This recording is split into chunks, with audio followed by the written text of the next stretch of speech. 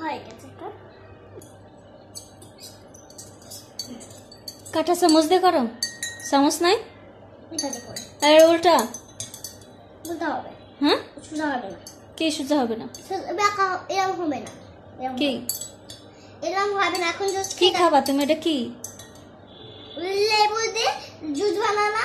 এখন অল্প দাঁড়াও দেখায় তোমার, দেখুন এরকম দিলাম না। এখন এরকম কে খাবে এটা? এটা আমি খাবো। এখনো গুলাইনি, সুন্দর করে গুলাবো এখন। মজা মজা এখন না,